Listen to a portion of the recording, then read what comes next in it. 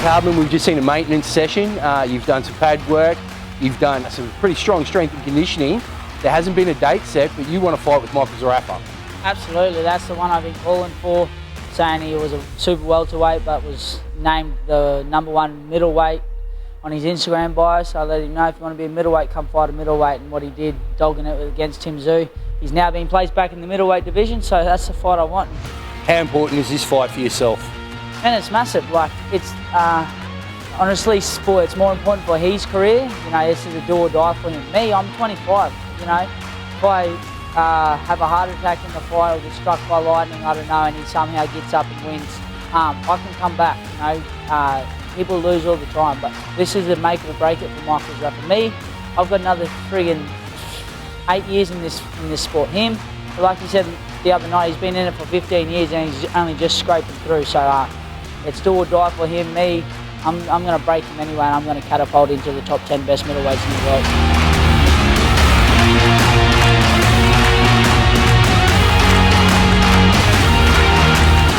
And what's this kind of fight like? Is it a test?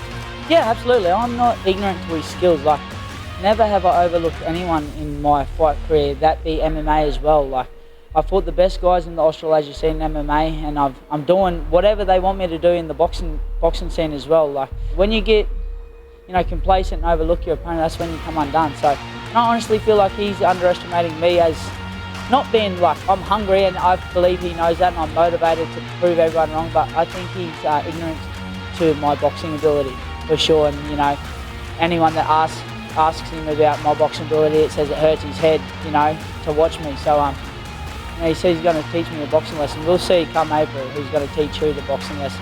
And at the end of the day, it's a fight, and I'll out-fight that man, I promise you that.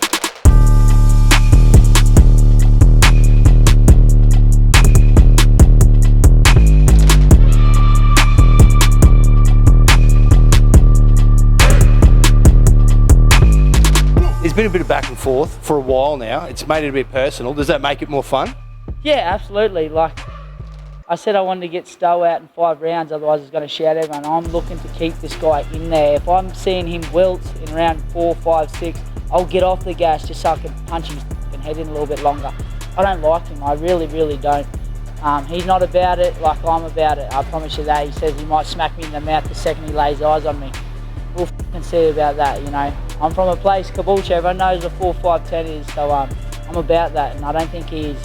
How important is this fight, entertainment value, and for boxing purists, for Australia to see this fight and get as much exposure as possible? This is a great fight. Yeah, absolutely. I think it's the biggest selling fight right now in 2022 for sure. And Fox Sports, the platform that's the platform to have it on. I've been on Fox Sports now 7 times, you know. The boxing purists, like you said, I think get around this fight as well. You know, me being the old MMA guy, but I think I'm past that now, being 12 fights in, being world ranked. I'm no longer an MMA fighter, and hopefully the Australian boxing scene can appreciate the boxer that I am now today. It's a really big missed opportunity if Fox don't get around it, and I really feel like they will. And I want to do everyone the favour of smashing that guy live on a good platform so everyone can see, and on replay in the pubs 2 months later.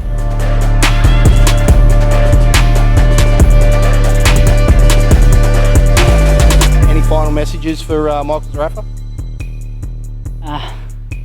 Bring your A game. I know he will, but eat some tucker or something, you little 76 kilo flea bag.